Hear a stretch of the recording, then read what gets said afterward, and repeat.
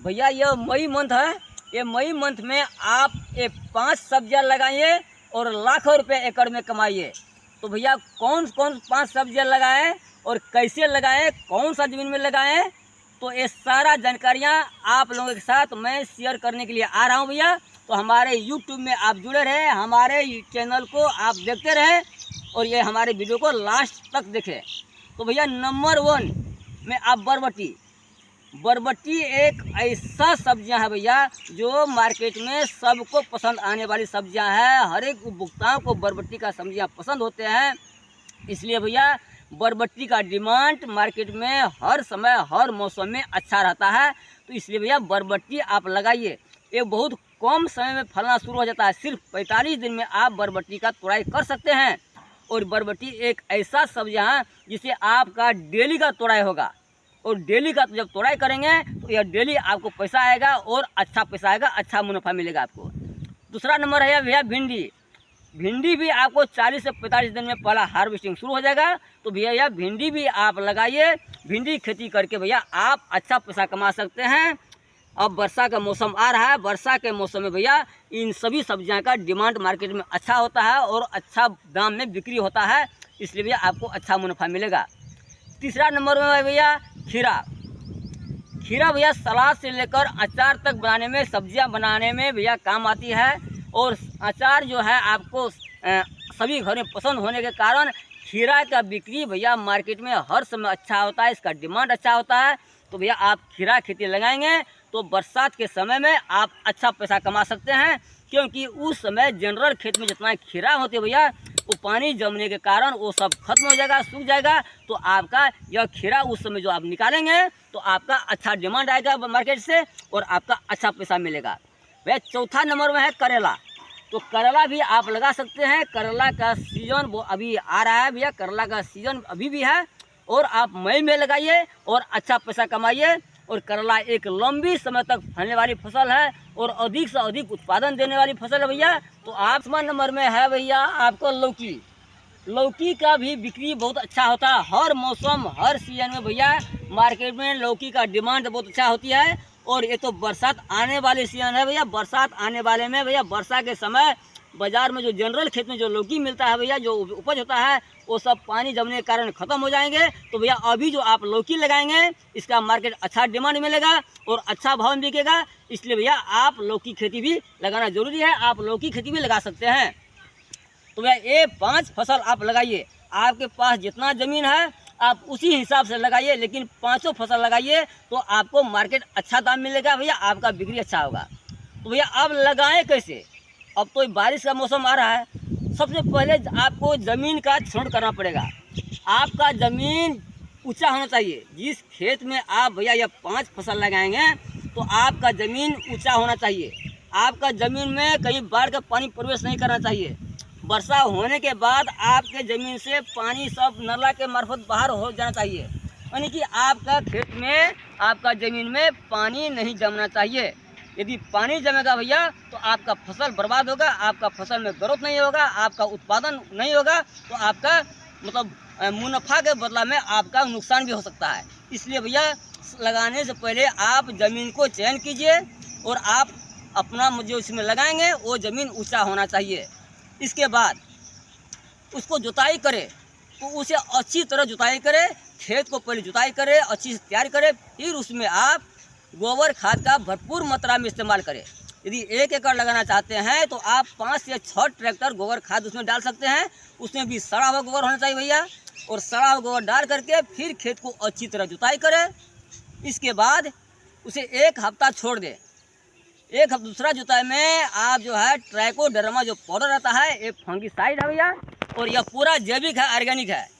यह fungicide powder जो होता है ये झोल में भी होता है और पाउडर दोनों होता है। यदि आप झोल में इस्तेमाल करेंगे तो 1 एकड़ में 4 से 5 लीटर, यदि पाउडर इस्तेमाल करेंगे भैया तो 1 एकड़ में 4 से 5 किलो आप ट्राइकोडर्मा जो है उसे इस्तेमाल करें। तो ट्राइकोडर्मा कैसे इस्तेमाल करें? तो आप ट्राइकोडर्मा को पाउडर ले या झोल ले और आप जो है गोबर खाद, सूखा हुआ गोबर ले लीजिए, सड़ा हुआ गोबर। वो गोबर को आप एक जगह जमा कर लीजिए, मोटा मोटी 40 से 50 किलो गोबर को। फिर उसमें जो ट्राइकोडर्मा डाल दीजिए, फिर उसे अच्छी तरह से मिला करके उसे भैया 24 से 48 घंटा जो है एक जगह जमा कर दीजिए और उसे जो है किसी सूती का बोरा से जो है मतलब जूट के बोरा से उसे अच्छी तरह से ढक दीजिए, ताकि उसमें जो ट्राइकोडर्मा में जो आपको बैक्टीरिया होती है, उसमें जो फंगस जो है, जो पौधों को एक्टिव करने वाले जीवाणु होते हैं, उसका उसमें विस्तारित सक्रिय होगा।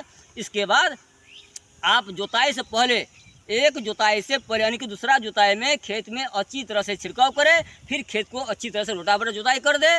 लेकिन भैया खेत में आपको नमी होना जरूरी है। इसके बाद अंतिम जुताई में आप उसमें थोड़ा थोड़ा खाद डालें, NPK जैसे कि नाइट्रोजन, पोटासियम और फास्फोरस। तो भैया फास्फोरस का काम है, जो DAP में पाया जाता है, उसका काम है भैया पौधा में अधिक से अधिक फल लगाना और फल को पोषण देना। इसलिए भैया उससे आपको फास्फोरस के अधिक इस्तेमाल से आपका उत्पादन अधिक होगा। इसके बाद भैया नाइट्रोजन का काम है पौधा को हरा भरा रखना, और पोटासियम का काम है भैया पौधा का रूट का जो है वृद्धि करना। उसके साथ साथ आपको पौधा को मजबूत बनाना। ये तीनों खाद, एक कहावत हो भैया, एक खाद नहीं भैया, एक पौधों का खाना है, खेत नहीं भैया पैसों का खजाना है। भैया यदि आपको खाना नहीं मिलेगा तो आप बीमार पड़ जाएंगे, आप चल नहीं सकेंगे, जो आपको क्षमता होगा, पावर आपको घट जाएगा। उसी तरह भैया पौधा की भी खाना चाहिए। तो जैसे हमारा मतलब प्रमुख पोषक भात, दाल, सब्जियां हैं, उसी तरह उनका प्रमुख पोषक भैया आपका नाइट्रोजन, फास्फोरस, पोटासियम है। इसलिए पौधा को भी भैया खाना का जरूरी है, पानी का ज़रूरत है।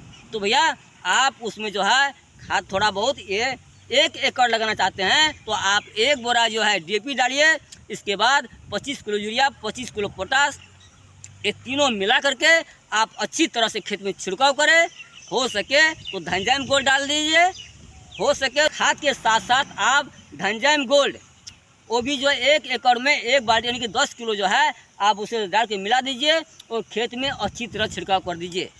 भैया सब्जियां खेती करते हैं, उसमें थायमेट, फोरेट, ह्यूमेट जैसे आप जो है घातक जहरीले मतलब जहर का इस्तेमाल न करें, क्योंकि सब्जियां में एक कम समय में होने वाली सब्जियां हैं भैया, और सब्जियां मतलब खाने वाली चीज़ है। इसमें आप यदि कड़ा जहर डालेंगे, एक पर्यावरण दूषित के साथ साथ भैया मानव स्वास्थ्य को भी असर करेगा। इसलिए भैया एक घातक जहरीले उसमें इस्तेमाल न करें।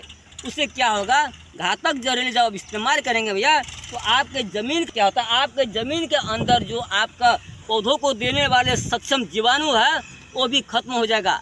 वो खत्म होने के कारण आपका पौधा को जो होना चाहिए, जो पौधा का पोषण मिलना चाहिए, जो पौधा के जो जीवाणु से मदद मिलना चाहिए, वो नहीं मिलेगा। आपका पौधा जो है आपका ग्रोथ से मतलब जो होना चाहिए वो नहीं होगा। आपका पौधा में जो है ग्रोथ कम होगा, आपका डेवलपमेंट कम हो जाएगा। इसलिए भैया आप जो है मतलब थायमेट, फोरेट, ह्यूमेट जैसे घातक जहर को इस्तेमाल न करें।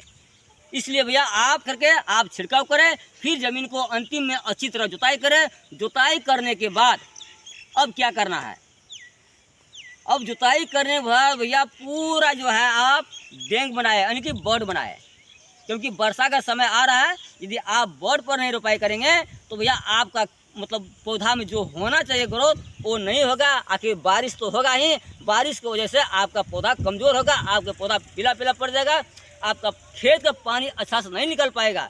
इसलिए भैया आप खेत के पानी निकलने के लिए, पौधा को संरक्षण करने के लिए, पौधा को अधिक ग्रोथ करने के लिए भैया, अधिक फल मतलब उत्पादन करने के लिए भैया आप बोर्ड बनाए, बोर्ड सिस्टम में खेती करें।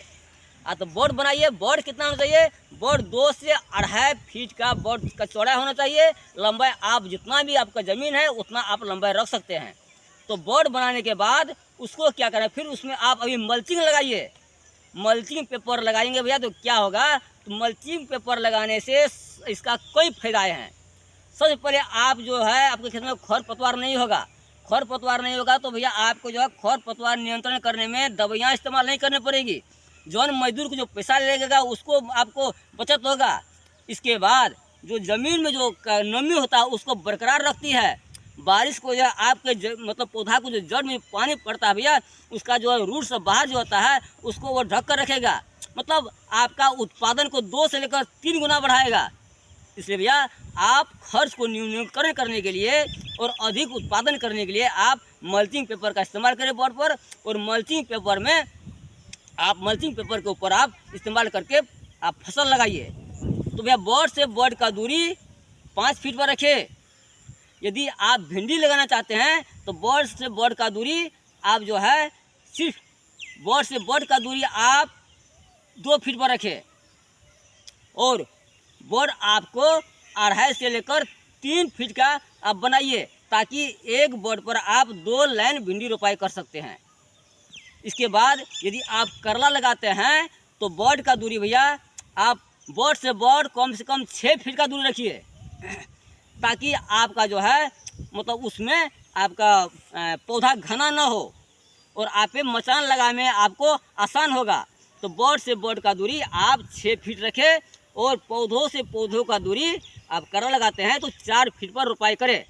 और भिंडी जो है आप बोर्ड से बोर्ड का दूरी मतलब 3 फीट रखें, और पौधों से पौधों का दूरी जो है आप 1-1 फीट पर रोपाई करें। इसके बाद आप खीरा का भैया बोर्ड से बोर्ड का दूरी आप 5 फीट में रखें, और रोपाई का दूरी भैया 1-1 फीट में करें लगाएं। इसके बाद आ गया भैया आप लौकी का भैया बोर्ड से बोर्ड का दूरी 6 फीट ये भी रखे, और रोपाई से रोपाई की दूरी 5 फीट रखे, क्योंकि लौकी में अधिक शाखाएं होती है, इसलिए लौकी थोड़ा मतलब दूर ही लगाने से अच्छा होगा। इसके बाद भैया बरबट्टी भी आप भिंडी सरह बोर्ड का बड़ दूर रखे, और जो है मतलब रोपाई जो है 1-1 फीट में रोपाई करें। तो अब इस तरह से यदि रोपाई करेंगे भैया तो आपका क्या होगा, खेत में खरपतवार नहीं होगा। यदि आपका खेत में खरपतवार नहीं होगा भैया तो आपका पौधा स्वच्छ रहेगा, आपका पौधा में किराएँ संक्रमित नहीं करेगी, आपका पौधा में बीमारियां नहीं लगेगी, खरपतवार को नियंत्रण करने में आपको जन मजदूर नहीं लगेगा, और आपको फसल अच्छा रहेगा, और आपका उत्पादन 2 से लेकर 3 गुना अधिक होगा। तो भैया आपका यदि उत्पादन अधिक हुआ तो भैया आपका मुनाफा अच्छा होगा। इसलिए आप नया प्रविधि में आइए, नया टेक्नोलॉजी में आइए, और नया सिस्टम से खेती कीजिए, और व्यावसायिक खेती करें। वो पुराना ढंग वाला खेती को हटाइए, अब नया टेक्नोलॉजी में प्रवेश कीजिए। ये नया टेक्नोलॉजी के सिस्टम दुनिया है, हर चीज़ महंगा होने के कारण आप खर्च को न्यूनीकरण करें और मतलब मुनाफा को बढ़ावे। इसलिए अब मल्चिंग पेपर के साथ आप खेती कर सकते हैं। इसके बाद जब आपका पौधा बड़ा हो तो उसको संरक्षण करना चाहिए। वो संरक्षण कैसे करें पौधा को तो और मचान कैसे लगाए, ये सारा वीडियो हम आपका ये सारा विचार हम दूसरा वीडियो में शेयर करेंगे भैया। तो आज रोपाई का जो हम आप लोगों के साथ शेयर किए हैं वीडियो, तो आप एक साथ 5 फसल लगाइए और आप अच्छा मुनाफा कमाइए। भैया खेती करना कोई गुनाह नहीं है, खेती करना बहुत अच्छा है, और खेती आप व्यापार के तरह करें तो आपका मुनाफा ही मुनाफा होगा। खेती यह एक बिजनेस है, तो भैया हमारा खेत अच्छा होना चाहिए, हमें उसे संरक्षण करना चाहिए। आप पौधा को संरक्षण करेंगे आपको मुनाफा ही मुनाफा होगा। इसलिए संरक्षण कैसे करें वो हम अगला वीडियो में आप लोगों के साथ शेयर करेंगे। तो आज का वीडियो हम रोपाई के बारे में आप लोगों के साथ शेयर किए हैं। तो भैया धन्यवाद, नमस्कार।